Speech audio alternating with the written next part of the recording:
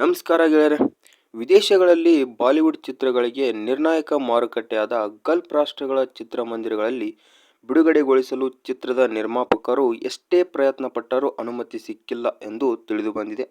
ರಣವೀರ್ ಸಿಂಗ್, ಅಕ್ಷಯ್ ಖನ್ನಾ ಅಭಿನಯದ spy thriller Dhurandhar movie ಭಾರತದಲ್ಲಿ ಸಿನಿಪ್ರೇಮಿಗಳ ಮನಗೆದ್ದಿದೆ. ಚಿತ್ರದಲ್ಲಿ ಪಾಕಿಸ್ತಾನದ ವಿರೋಧಿ ಸಂದೇಶಗಳಿವೆ ಎಂಬ ಆಕ್ಷೇಪ ಕೇಳಿಬಂದು 6 ಗಲ್ಫ್ ರಾಷ್ಟ್ರಗಳಾದ Bahrain, Kuwait, Oman, Qatar, Saudi Arabia ಮತ್ತು ಯುಎಇಗಳಲ್ಲಿ ಚಿತ್ರ ಪ್ರದರ್ಶನಕ್ಕೆ ನಿರ್ಬಂಧ ಹೇರಲಾಗಿದೆ. ಚಿತ್ರವನ್ನು ಪಾಕಿಸ್ತಾನದ ವಿರೋಧಿ ಚಿತ್ರ ಎಂದು ಪರಿಗಣಿಸಲಾಗಿರುವುದರಿಂದ ನಿಷೇಧದ ಭೀತಿ ಆರಂಭದಲ್ಲಿಯೇ ಇತ್ತು. ಗಲ್ಫ್ ದೇಶಗಳು ಚಿತ್ರದ ಥೀಮನ್ನು ಅನುಮೋದಿಸಲಿಲ್ಲ. ಅದಕ್ಕಾಗಿಯೇ ದುರಂಧರ್ ಯಾವುದೇ ಗಲ್ಫ್ ಪ್ರದೇಶಗಳಲ್ಲಿ ಬಿಡುಗಡೆಯಾಗಿಲ್ಲ ಎಂದು ಮೂಲಗಳಿಂದ ತಿಳಿದುಬಂದಿದೆ.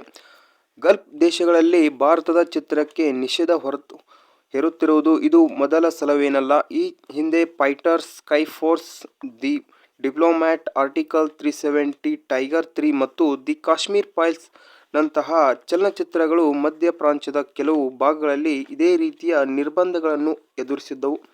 ಆರಂಭದಲ್ಲಿ ಯುಎಇಯಲ್ಲಿ ಬಿಡುಗಡೆಯಾದ ಫೈಟರ್ ಅನ್ನು ಸಹ ಒಂದು ದಿನದೊಳಗೆ ಹಿಂತೆಗೆದುಕೊಳ್ಳಲಾಗಿತ್ತು.